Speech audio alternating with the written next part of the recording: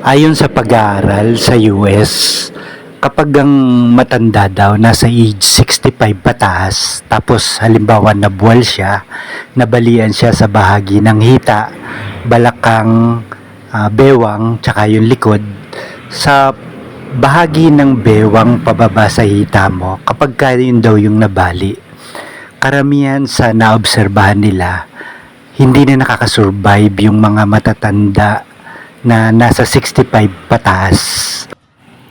Ang dahilan nun, wala na silang ganong activities sa katawan. Hindi na sila ganong nagkikilos, hindi na nila ginagagamit yung muscles nila. Humihina yung buto nila, lumulutong, tapos nawawala yung muscles nila habang tumatanda sila.